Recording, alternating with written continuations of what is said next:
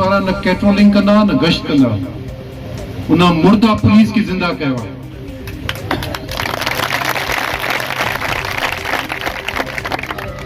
लोहो हिकिड़ो गरम करे तव्हां वञी बर्फ में भी रखंदो न, उनखे थधे थियण में टाइम लॻंदो आहे। हिकु बिजली जो स्विच न आहे जो हिकिड़े ॾींहं में ऑन थियो, हिकिड़े ॾींहं में ऑफ थियो। जेके रहज़ननि खे, जेके धाड़ेलनि खे, जे ज़ालिमनि खे जेके आदतूं पयल आहिनि त माण्हुनि खे अगवा करे उन्हनि जी भुंग वठनि, तव्हांजे बचनि खे हिटुनि मां अगवा करे उन्हनि जी भुंग वठनि, उन्हनि खे कंटेन कनि, कंट्रोल करणु, उन्हनि जे ख़िलाफ़ कार्रवाई करणु। ज़िले कश्मीर जे मुख़्तलिफ़ शहरनि मां अगवा थियल मग़विन जी बाज़ियाबी लाइ हिंदू पंचायत ऐं मुख़्तलिफ़ तंज़ीमुनि जी सर ते चौथे ॾींहुं बि कश्मीर, कंधकोट, करमपुर, बडाणी, बख्शियापुर, गौसपुर, तंगवाणी, गुड्डू ऐं ॿियनि नंढनि वॾनि शहरनि में शटरबंद हड़ताल, एहतिजाज ऐं कश्मीर देरा मोड़ वटि धरणो जारी आहे।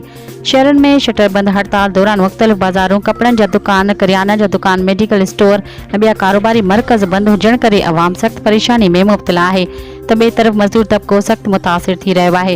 होॾां साबिक़ वफ़ाक़ी वज़ीर एहसानुर रहमान मज़ारी ऐं SSP कश्मीर कंधकोट मुज़ाहिरीन सां ॻाल्हाइण लाइ धरणे वारे हंधि पहुता।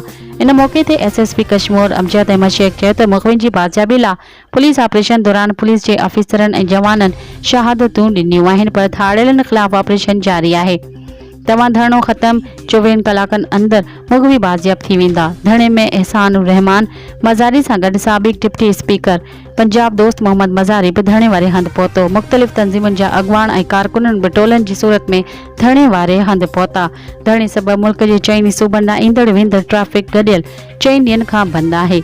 ॿिए तरफ़ SSP कश्मीर अमजद अहमद शेख ऐं साबिक़ वफ़ाक़ी वज़ीर एहसानुर रहमान मज़ारी ॿ भेरा धरणे वारे हंधि पहुची मुज़ाहिरीन सां रोड खोलाइण लाइ ॻाल्हियूं कयूं। मुज़ाहिरीन मुग़विन जी बाज़ियाबी ताईं रोड खोलण ऐं धरणो ख़त्म करण खां जवाबु ॾेई छॾियो।